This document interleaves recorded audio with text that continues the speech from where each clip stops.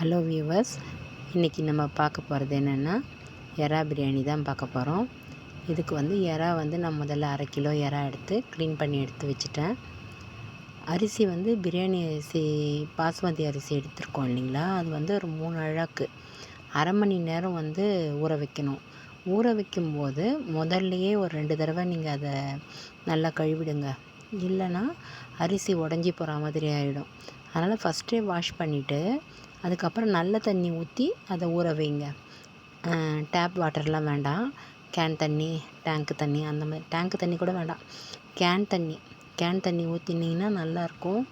Taste வைஸும் நல்லாயிருக்கும். சரிங்களா? இதை பண்ணிவிட்டு அதுக்கப்புறமா இந்த 3 அழாக்கு நான் எடுத்திருக்கேன். இன்றைக்கி பிரியாணி அரிசிக்கு 200 கிராம் எண்ணெய் அது போட்டுருங்க. அது காஞ்ச பிறகு பட்டை 2, லவங்கம் 2, லவங்கம் 5 கூட போட்டிருக்கேன். 5, ஏலக்காய் ஒரு 3, பிரிஞ்சி இலை, ஸ்டார் பூ இவ்வளோத்தையும் போட்டுருங்க. இது கொஞ்சம் வெடித்து வந்த உடனே வெங்காயம் 3/4 கிலோ வெங்காயம், 6 வெங்காயம் வரும் கிட்டத்தட்ட, பெரிய வெங்காயம்னா. அதை போட்டு நல்லா கோல்டன் ப்ரௌன் வரணும், அந்த அளவுக்கு வதக்கிக்கங்க. அது வதங்கிறதுக்கு கொஞ்சம் உப்பு சேர்த்திங்கன்னா நல்லா வதங்கிடும். அதுக்கப்புறமா இஞ்சி 75 கிராம் எடுத்துக்கோங்க. பூண்டு 150 கிராம் எடுத்துக்கோங்க. ரெண்டும் பேஸ்ட்டு பண்ணிக்கோங்க. வெங்காயம் வதங்கினோடனே இஞ்சி பூண்டு பேஸ்ட்டு ஆட் பண்ணிக்கோங்க. அதுவும் அந்த ரா ஸ்மெல் போகணும். வதக்கிட்டு அதுக்கப்புறம் தக்காளி சேர்த்துக்குங்க. தக்காளி பெரிய சைஸ் தக்காளி 4 எடுத்திருக்கேன். 4 தக்காளியும் போட்டுருங்க. பச்சை மிளகாய் எப்படி எடுக்கணும் அப்படின்னு சொன்னால், ஒரு அழாக்கு அரிசிக்கு 2 மீடியம் சைஸ் பச்சை மிளகாய். இப்போ நான் எடுத்துருக்கிறது 3 அழாக்கு அரிசி, அதுக்கு 6 பச்சை மிளகாய் எடுத்துக்கலாம்.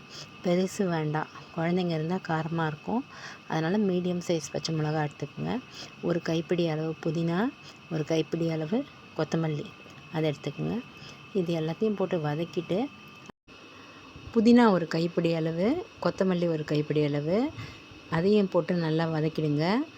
தயிர் 150 ml சேர்த்துக்குங்க. ஒரு ஸ்பூன் சில்லி மிளகாத்தூள் எடுக்கிறீங்க அப்படின்னு சொன்னால் 2 ஸ்பூன் பிரியாணி மசாலா எடுத்துக்கோங்க. மஞ்சத்தூள் ஒரு 1/4 ஸ்பூன் எடுத்துக்கோங்க. உப்பு உங்களுடைய தேவை தான். போட்டுட்டு நல்லா மசாலா கிரேவி பேஸ்ட் மாதிரி வரணும். அந்த மாதிரி வரும்பொழுது அப்போ எறாவை போடுங்க. எறாவை முதல்லையே வதக்கிட்டிங்கன்னா ஒரு மாதிரி ரப்பர் மாதிரி ஆகிடும். அதனால் இந்த ஸ்டேஜில் போடுங்க. போட்டுட்டு எப்பயுமே சொல்கிறது தான் உங்களுக்கு, ரெடியாக சுடு தண்ணி வச்சுக்கோங்க. 1 டம்ளர் இல்லைன்னா ஒரு அழாக்கு பிரியாணி அரிசிக்கு 1:1.5 தான் சொல்லுவேன் நான் தண்ணி சேர்க்கறது. அதை கொதிக்க வச்சுக்கோங்க. தண்ணி ரெடியாக இப்போ எறா சேர்த்த உடனே அதையும் எடுத்து ஊற்றிடுங்க. அப்போ கொதிக்கும். தண்ணி கொதிக்கும்போது அப்போனா செய்யுங்க, அரிசியும் போட்டு அதில் ஒரு 3/4 ஸ்டேஜ் வெந்து வந்த உடனே, அரிசி வெந்து வந்த உடனே நீங்கள் என்ன செய்யுங்க, தம் போட்டுக்கலாம்.